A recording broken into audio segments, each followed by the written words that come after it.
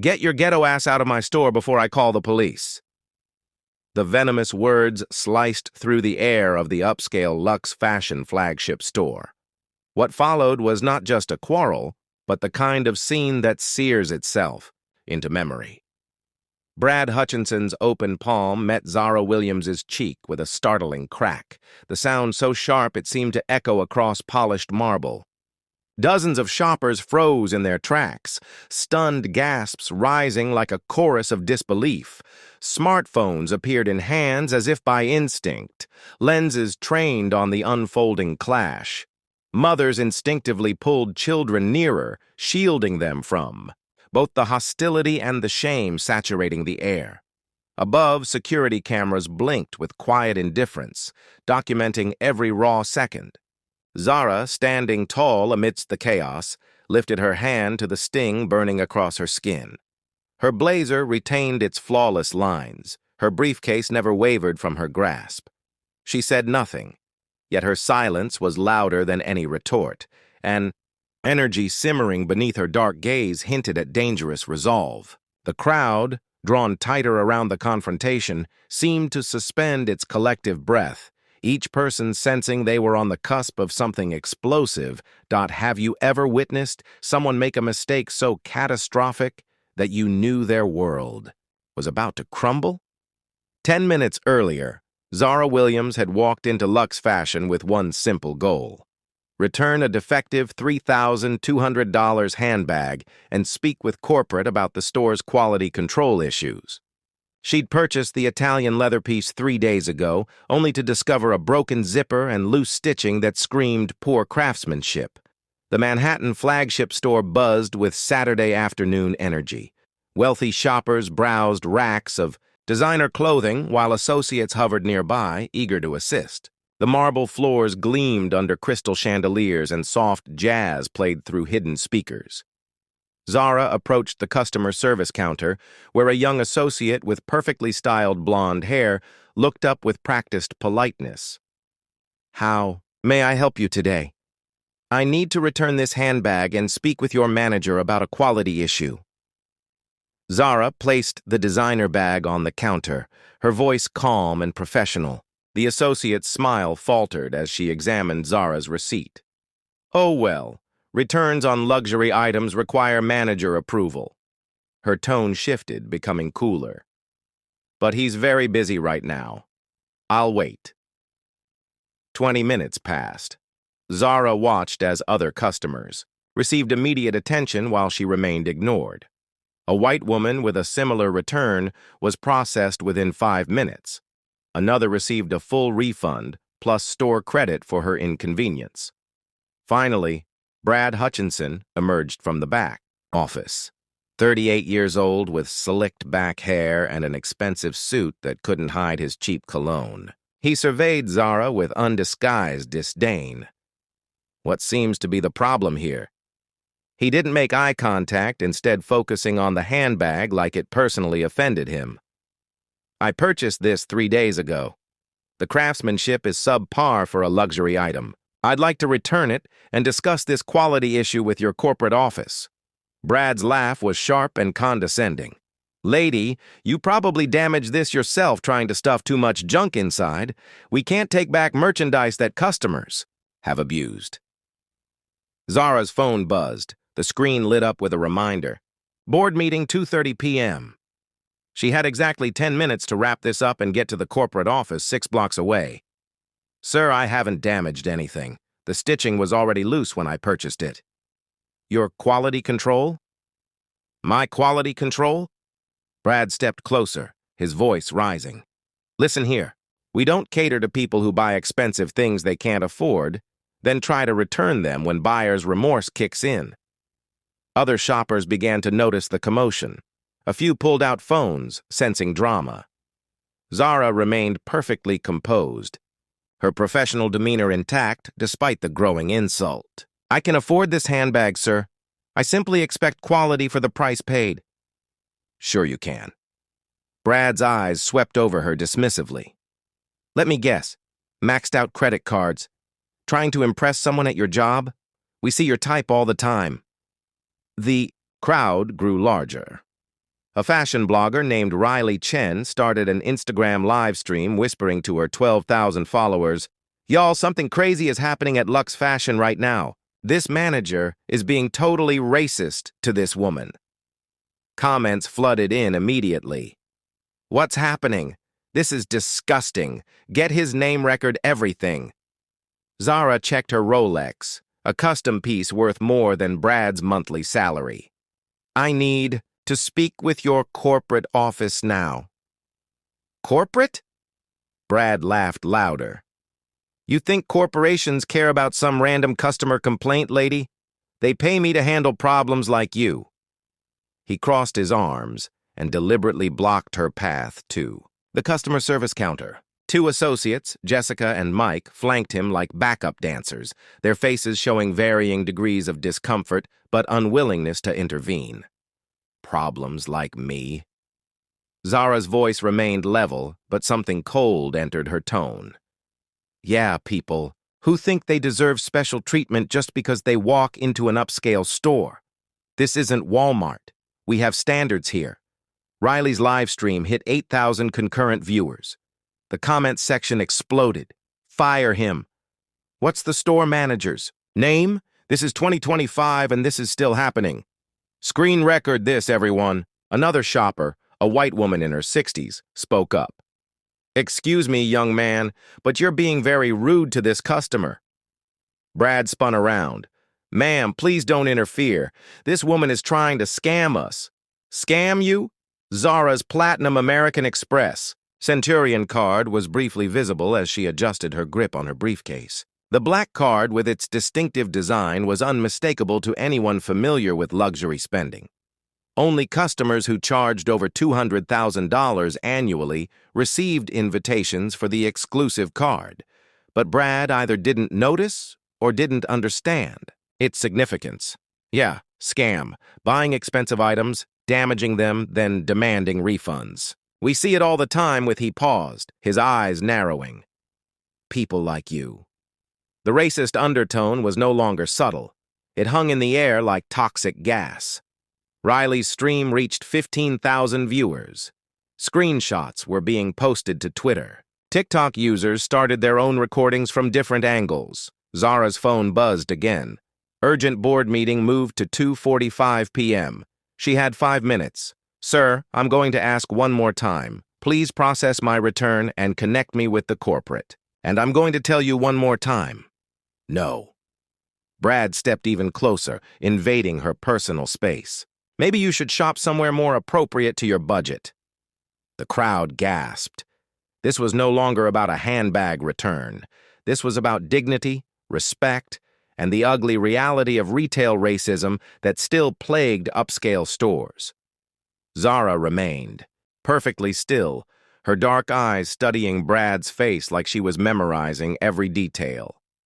The designer briefcase in her hand seemed heavier suddenly, full of secrets that could change everything. But Brad Hutchinson had no idea what storm he was about to unleash. The tension in Lux Fashion thickened like fog rolling in from the harbor. What started as a simple return had transformed into a public spectacle, drawing customers from every corner of the 3-story flagship store. Regional Manager Janet Morrison received the emergency call while reviewing quarterly reports in her Midtown office. "Ma'am, we have a situation at Store 47. The manager is there's a confrontation with a customer. It's going viral on social media." Janet's stomach dropped. Store 47 was their crown jewel, the Manhattan flagship that generated $15 million annually. "I'll be right there." Meanwhile, Brad's aggression escalated. "Security!" he called out, his voice echoing through the marble-floored store. "We need this." Woman removed immediately. 2 security guards approached cautiously. Marcus Thompson, a veteran guard who'd worked retail security for 15 years, hesitated when he saw Zara's composed demeanor. Something about her calm presence in the face of such hostility struck him as unusual. "Sir, what's the situation?"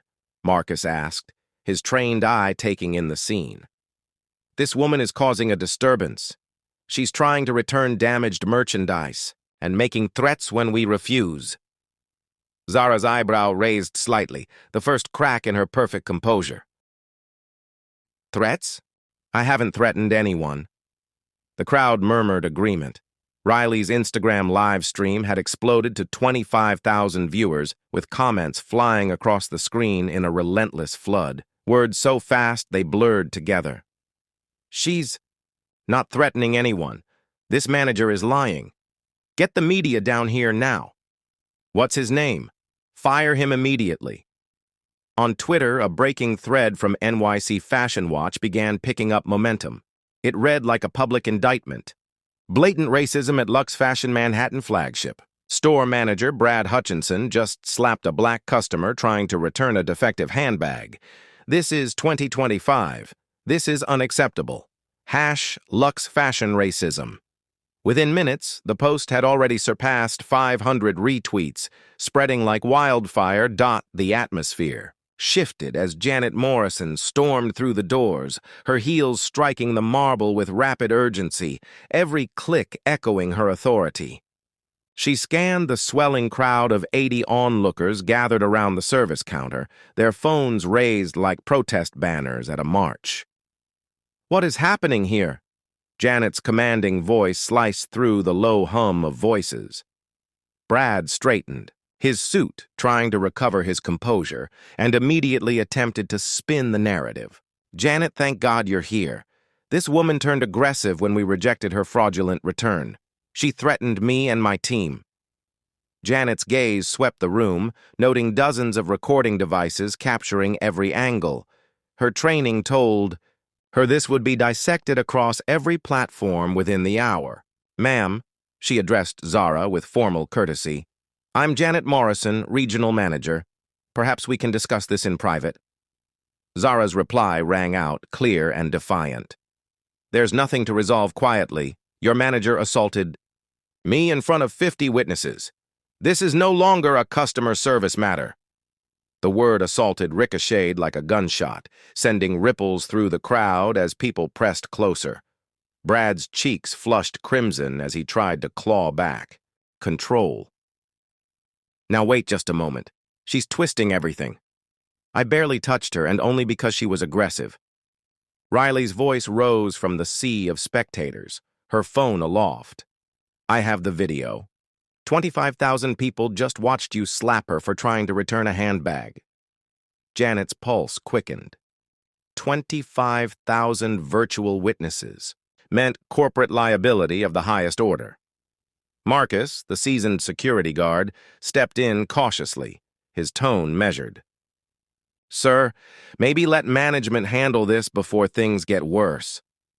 But Brad had already lost himself in his anger. Absolutely not. I'm not letting some entitled customer waltz in here and cause chaos. She probably bought that bag at a knockoff stall and now wants a refund. His words dropped like grenades, leaving silence in their wake. Zara's grip on her briefcase tightened almost imperceptibly. Janet leaned closer, whispering with urgent desperation. Mr. Hutchinson, stop talking right now. But Brad's voice only grew louder, feeding off the crowd's attention. You want the truth? People like her think they can bully us with fake outrage online. Well, this is private property, and I can refuse service to anyone. A woman's voice rang out sharply. You cannot refuse service because of race. Brad's defensive response betrayed him. Who mentioned race? This is about behavior, respect, about knowing your place. The phrase, knowing your place, detonated like dynamite.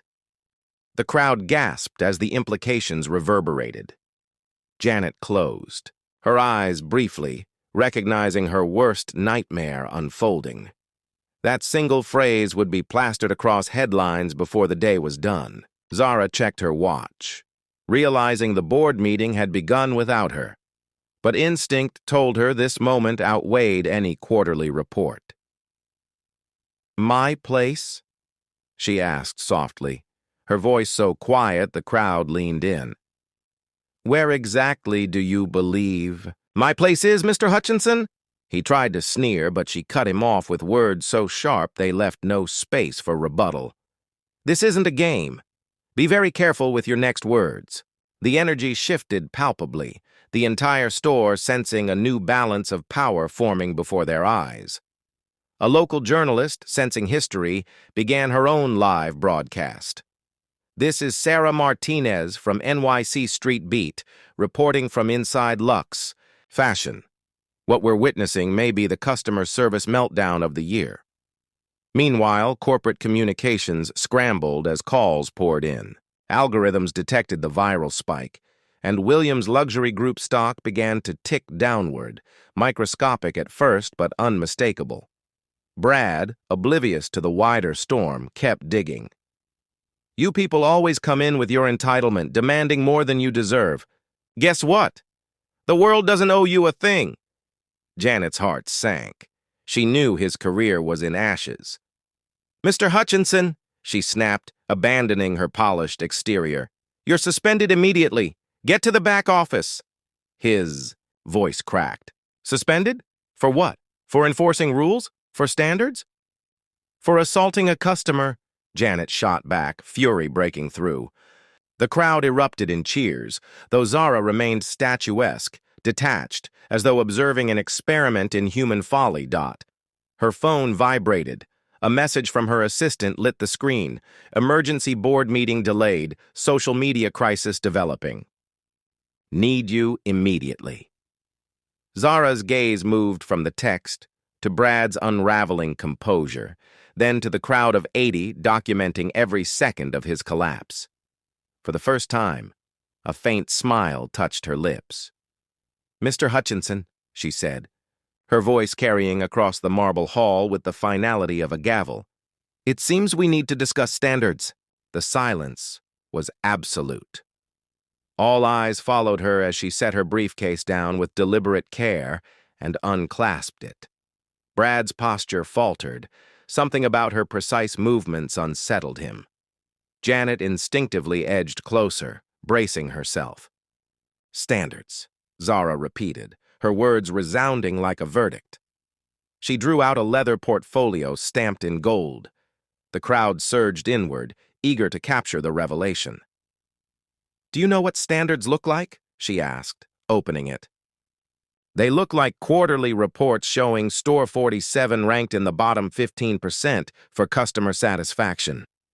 Brad's face drained of color. How? Where did you get that?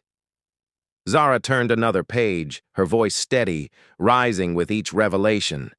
They look like discrimination complaints filed against this store. 14 in just 6 months, all dismissed by management. Janet staggered slightly, horror creeping in. Those files were confidential, accessible only to executives. They look like lawsuits waiting to explode, Zara continued. Another page revealed harassment settlements, denied claims, OSHA violations hidden from regulators. Shock rippled through the crowd. Riley's live stream jumped past 45,000 viewers, comments erupting in disbelief. How does she have this? Who is she? Brad stammered, his voice cracking. You can't have those. They're private corporate documents. Slowly, Zara lifted her gaze, her eyes locking onto his for the first time since the slap. You're right, she said. They are private. She reached into her briefcase again, this time withdrawing a business card holder made of platinum and ebony. The crowd watched in fascination as she selected a single card and held it between 2 fingers. I'm Zara Williams, she announced, her voice carrying clearly across the stunned store. Chief Executive Officer of Williams Luxury Group. The card fluttered to the marble floor between them like a white flag of surrender. The reaction was instantaneous and explosive. Gasps echoed through the store. Phones nearly dropped from shocked hands. Someone in the crowd whispered, "Oh my God!" And it rippled through the audience like a prayer. Brad's mouth opened and closed like a fish drowning in air. His eyes flitted desperately from the polished business card glinting on the marble to Zara's unshakable expression, to Janet Morrison, who looked on the verge of collapse. Williams Luxury Group, The empire that owned Lux Fashion, the titan presiding over 847 luxury storefronts across North America, the very corporation whose chief executive officer he had just publicly assaulted in full view of 80 witnesses and 50,000 digital spectators. That's impossible, Brad stuttered. You can't be... The woman I just... His voice faltered against the memory of the slur he had hurled. Zara's reply came smooth and steady, unflinching. The woman you reduced to a stereotype. The woman you struck for daring to expect quality in merchandise sold at a store I own. Janet's managerial instincts jolted her into motion. She dropped quickly to one knee, retrieving the business card as though it were evidence in a trial. Her fingers trembled as her eyes scanned the embossed title. Zara Williams, Chief Executive Officer, Williams Luxury Group. The gold-stamped logo was identical to the one in her own corporate manual. "Miss Williams," Janet breathed, her voice thinned by dread. I didn't know." Zara's eyes narrowed. "And if you had known, would that have mattered? Would respect only be extended to someone who might sign your paycheck?" The question was razor-sharp, slicing through Janet's excuses before they could form. The crowd shifted uneasily, aware of the deeper indictment. That dignity was never meant to be conditional. Brad's survival instinct flickered but weakly. "Miss Williams, this is all a misunderstanding. I never would have..." "Never what?" Zara's voice dropped to a chilling quiet. "Never believed that black women are entitled to respect? Never realized that assault is a crime regardless of net worth?" Her measured words reverberated like courtroom testimony. Nearby, Sarah Martinez whispered into her phone, breathless. "Unprecedented. The CEO of her own company assaulted by one of her managers. This will dominate international news cycles." Across Manhattan, the communications wing of Williams Luxury Group ignited in crisis mode. Conference calls initiated, analysts briefed, legal departments summoned. Meanwhile, live stream numbers rocketed past 100,000. #Lux Fashion Scandal climbed into trending territory. Headlines were already being drafted. Zara unlatched her briefcase again, this time producing a sleek tablet, its custom interface glowing with secured feeds. "In the past 30 minutes, she announced, her voice carrying like a lecture, "our stock has fallen 12%. Market capitalization has evaporated by $2.8 billion. Brand reputation has collapsed into critical territory." Brad staggered, knees weak. The sheer magnitude of the number seemed unreal, beyond comprehension. "And yet," she continued, "the most revealing fact is this. This confrontation is being live-streamed right now to 127,000 viewers across 6 platforms.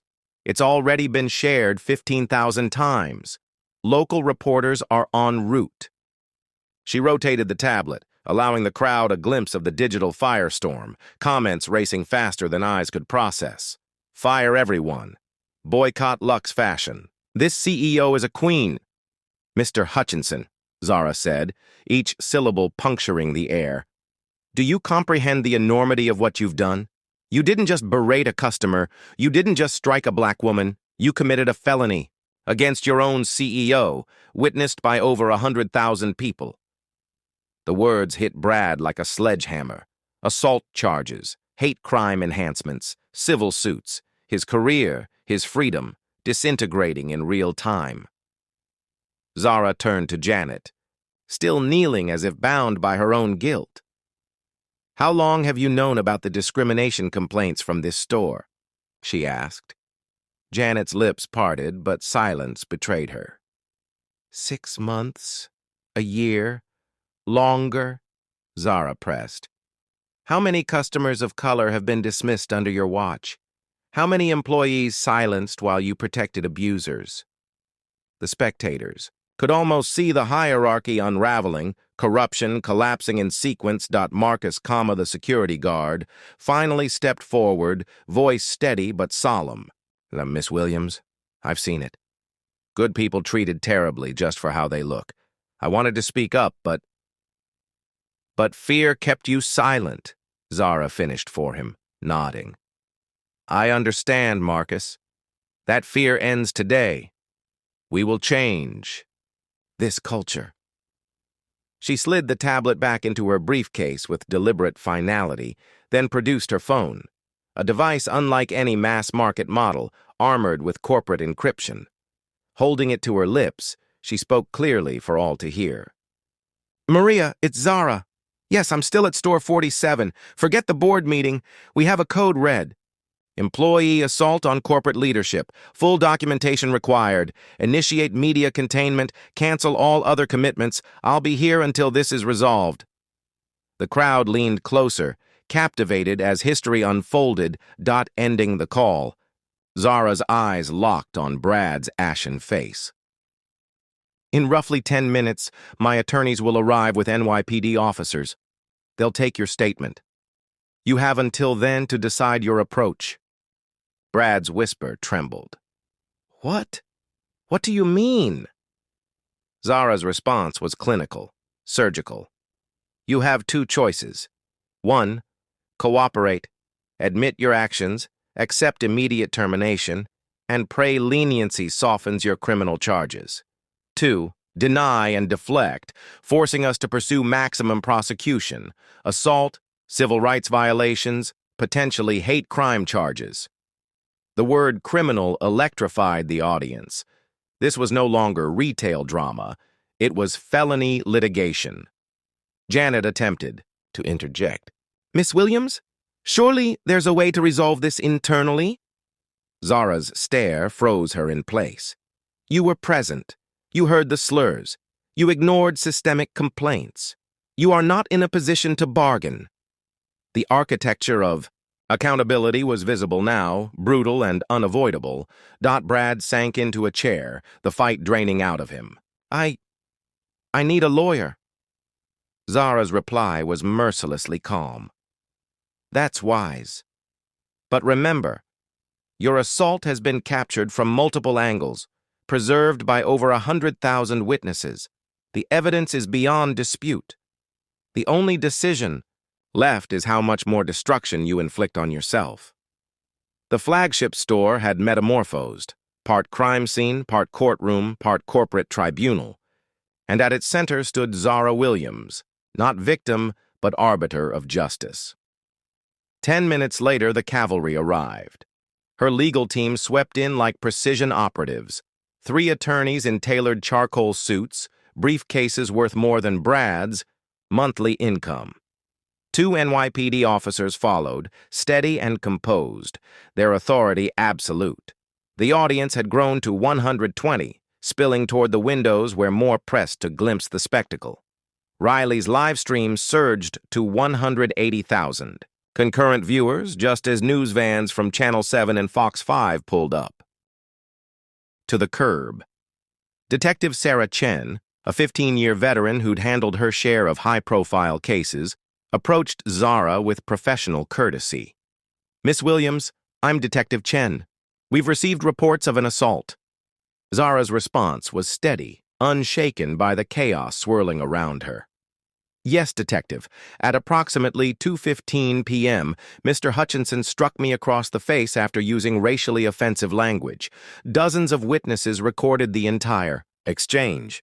Her voice carried none of the tremor one might expect. She spoke with the same poise she might use during a boardroom presentation. Attorney Marcus Sterling stepped forward, his commanding tone instantly drawing the detective's attention. Detective, our documentation is exhaustive. Video from multiple vantage points including store surveillance, audio capturing every slur, and over 100 eyewitnesses willing to testify. In the corner, Brad Hutchinson sat slumped like a discarded puppet, his once crisp suit wrinkled, his face colorless. The lawyer he had dialed in desperation was still snarled in city traffic, leaving him isolated, cornered before this tribunal of law and corporate power. Detective Chen began logging details on her tablet. "Mr. Hutchinson," she said evenly, "before we proceed further, I must inform you of your rights." "Wait," Brad blurted, his voice cracking under pressure. Before that, may I speak with Miss Williams, please?" The room turned toward Zara, who remained unflinching. Sterling subtly shook his head, but Zara allowed it. "2 minutes," she said firmly. "And Detective Chen stays within earshot." Brad pushed himself unsteadily upright, hands trembling. "Miss Williams, I've made a terrible mistake. I know I can't undo what happened, but I swear I'm not—" Zara cut him off with surgical precision. "Not racist? Or not sorry you were caught?" Her words landed with deadly accuracy, drawing the sharp line between intent and consequence. Brad's eyes glistened. I don't know anymore. I think I've been angry for so long I stopped seeing people as people. My wife left. My children barely speak to me. I've been denied promotions again and again. I lashed out at those who couldn't fight back." His confession, raw and desperate, unfolded before the silent crowd. Zara's reply was steady, unwavering. "So you singled out black customers because you believed they were easy victims?" Brad's voice broke. "Yes, and I hate myself for it." His words struck with unexpected honesty, but Zara's experience told her manipulation often wore the mask of remorse. "Mr. Hutchinson, personal hardship never excuses cruelty. Career frustrations don't justify racism, and tears don't erase years of inflicted harm." She gestured toward Sterling, who passed her a thick folder. Flipping it open, Zara's voice took on the cadence of a prosecutor presenting damning evidence. Store 47 reports $15.2 million in annual revenue. But once we account for discrimination-related lawsuits, settlements, employee turnover, and damaged loyalty, profitability drops to $2.1 million. Janet Morrison, who had remained mute until now, finally absorbed the implications. This flagship was profitable, but barely. One large settlement could topple its margins. Zara's tone sharpened. "Further analysis shows this single incident alone has already cost us $47 million in market value. Social sentiment is collapsing. 3 major clients have canceled contracts pending review." The enormity of the financial wreckage was staggering. Brad's outburst had detonated like an economic bomb. Detective Chen stepped forward decisively. "Mr. Hutchinson, based on evidence and testimony, I am placing you under arrest for assault in the 3rd degree. You have the right to remain silent." "Wait!" Brad cried out, desperation breaking him down. "Miss Williams, please, I'll do anything. I'll resign, I'll apologize publicly, I'll donate to causes. Just don't let this ruin everything." Zara studied him for a long moment. The audience hushed, suspended between justice and mercy. "Mr. Hutchinson," she said, her tone cold but fair, "you're asking me for compassion you never extended to others. You beg forgiveness from someone you struck. Do you understand the irony?" Closing the folder, she returned it to Sterling. Then she continued, "But I will offer you something you've never offered your victims. Choice." The crowd, collectively, leaned closer, sensing history. "Choice 1, accept arrest, face criminal charges, endure civil litigation. Your name will forever symbolize corporate racism, your career gone, your family dragged through public disgrace." Brad's frame sagged beneath the crushing consequences. "Choice 2, Zara pressed on. Agree to participate in our corporate reform initiative. Commit to 200 hours of racial bias training. Speak publicly about the cost of discrimination. Work alongside our legal team to dismantle systemic bias within our company. In return, charges will be reduced to a misdemeanor, sparing you jail time and giving you a chance at redemption." Murmurs surged through the crowd. This wasn't vengeance, it was transformation. Sterling himself seemed startled by the strategy. "However," Zara warned, her voice like steel, "if you violate this agreement, disparage the process, or repeat discriminatory acts, we will unleash every shred of evidence and prosecute to the maximum extent." Tears streamed down Brad's face. Why would you give me another chance after what I did?" Zara's response was firm, but not without vision. "Because punishment without education changes nothing. Because stories of transformation hold more power than prison sentences. And because systemic racism requires systemic solutions, not just scapegoats." Turning to the wider crowd, now 200,000 strong online, she declared, "This isn't about forgiveness. It isn't about moral superiority. It's about recognizing that one man's transformation can prevent 10 future acts of hate. This is how change begins." Applause thundered through the store. Comments flooded live streams. Genius leadership, real reform, education over incarceration. Detective Chen glanced at Zara. "Miss Williams, will you support reduced charges if he accepts?" "Yes," Zara affirmed. "But his agreement must be on record, before everyone here." Brad's voice trembled as he faced the cameras, the lawyers, the officers. His life lay in ruins, yet redemption beckoned. "I agree," he whispered. Sterling handed him a tablet with a prepared legal document. "Sign, Mr. Hutchinson. This is binding." With shaking hands, Brad scrawled his name. Zara's attention shifted to Janet Morrison, who stood frozen like a defendant awaiting her verdict. "Miss Morrison," Zara said, her voice edged with finality, "you also have a choice, but unlike Mr. Hutchinson, you do not get to negotiate." The transformation of Store 47 had begun. Within 2 hours, the space once branded by racial inequity was reborn as the epicenter of reform for Williams' luxury group. Janet Morrison stood before Zara, her 15-year career dangling by a thread, no corporate playbook to shield her. "Miss Morrison," Zara began, her voice carrying the authority of someone who'd built a Fortune 500 company from nothing. "You supervised a store with 14 discrimination complaints in 6 months. You failed to address systematic bias. You enabled a culture of racism through willful ignorance." Janet's mouth went dry. Around them, the crowd continued recording, understanding they were witnessing corporate justice in real time. Yet Zara's voice remained unwavering. "Firing you would be the simple answer," she said, her tone sharp as tempered steel. "It would satisfy the anger online, generate tomorrow's headlines, and allow us to pretend change had been made, when in truth nothing would shift at the roots." She motioned to her legal team, who placed a weighty dossier in her hands. "Instead, you're being reassigned. Effective immediately, you'll head our new Diversity and Inclusion Implementation Division. Your task: identify and eliminate systemic bias across all 847 of our stores. And your results will be measured directly by satisfaction levels reported from communities of color."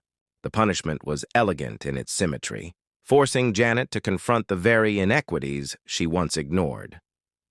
"You'll work under Dr. C. Keisha Washington, our incoming Chief Diversity Officer. Your first assignment: launch the Lux Respect Feedback System, a direct line from customer to corporate, bypassing store-level management altogether." Sterling handed her a tablet, glowing with specs. "This application launches in 30 days. Reports of discrimination escalate instantly to executive leadership. Every claim will receive an answer within 24 hours. The crowd murmured with approval. This wasn't symbolic reform, it was structural prevention.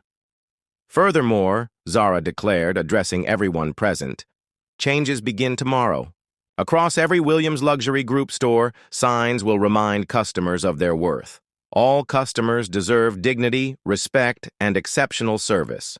Period. Any discriminatory act can be reported instantly through the Lux Respect app." Riley's. Live feeds surged past 250,000 viewers, comments scrolling in a flood. This is systemic reform. This is how you dismantle racism. Education, not erasure. Zara's gaze shifted to Marcus, the veteran guard whose steady voice had challenged prejudice. When others remained silent, "Marcus, I want you to lead security training company-wide. Your role will be to teach bias recognition and de-escalation across all locations." His eyes widened, voice trembling. "Ma'am, yes, absolutely yes." The crowd erupted. In applause, reward for integrity, punishment for complicity. Zara raised her tablet again. "We're also establishing a $25 million customer dignity fund to compensate anyone harmed in our stores. Complaints will be reviewed by an independent legal panel, ensuring impartial justice." She swiped to another data set. "And we're instituting mandatory bias training for all 15,000 employees. Not a one-day seminar, but ongoing coursework, designed with the NAACP and ADL, because reform without education is only theater."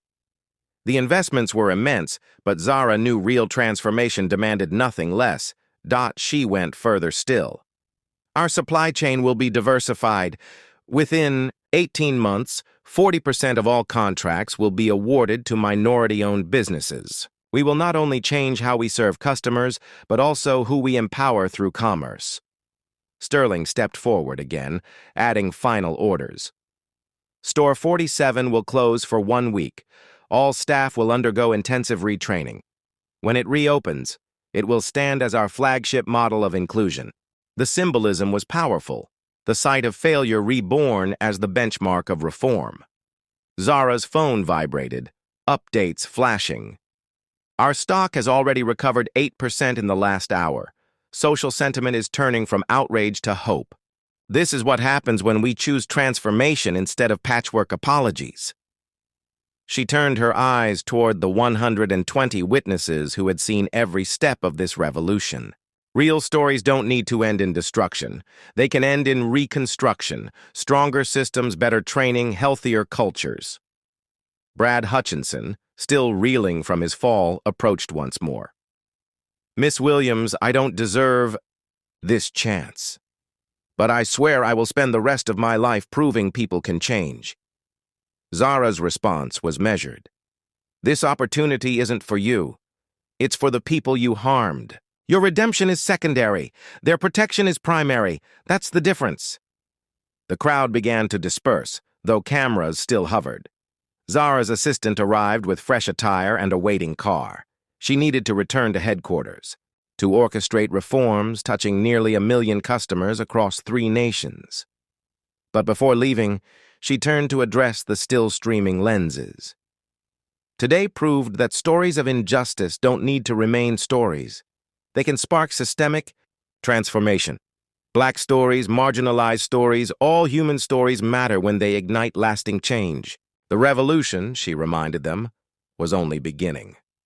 6 months later, the proof was undeniable. Store 47 had become a pilgrimage site for executives studying retail reform. The Lux Respect app passed 2 million downloads, its ratings near flawless. Customer satisfaction soared 67% across the chain. Brad Hutchinson now stood at Harvard Business School, recounting his fall and redemption as part of Zara's accountability initiative. His mandated 200 hours of training had evolved into a personal mission, speaking nationwide on the price of prejudice. "I thought power meant pushing people down," he told the crowd.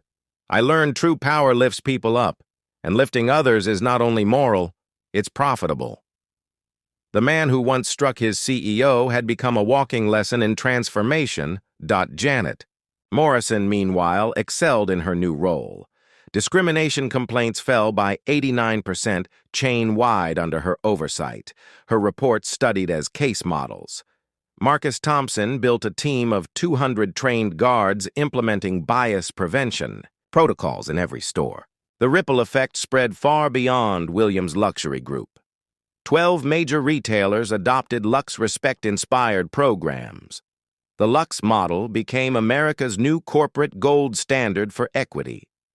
Zara Williams appeared on the cover of Time as CEO of the year, yet she deflected personal praise, insisting the win wasn't hers, but society's.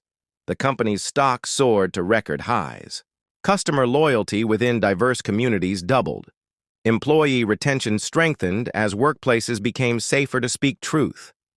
During her viral TED Talk, she explained, "The most powerful stories aren't of individual triumph. They're stories where one person's courage sparks collective change. When we tell our truths, we give others permission to demand better." The slap that once symbolized humiliation had become a blueprint for systemic reform. The hashtag #Lux model flooded industries, empowering employees to share stories, to demand respect. But the greatest change was unseen. The moment discrimination didn't occur because someone remembered Brad's downfall. The smile offered instead of scorn because training had reshaped behavior. The dignity preserved because systems now enforced accountability. Today, walking into Store 47 feels different. The marble still glimmers under chandeliers, but now it reflects more than fashion. It reflects fairness. Shoppers move without fear of judgment. Employees welcome with authentic respect. Zara's closing message echoed through every store and every live stream. Your voice matters. Your story matters. Together, we build spaces where dignity is non-negotiable. What would you have done in Zara's position? Tag someone who needs to see this transformation. Share your own experiences.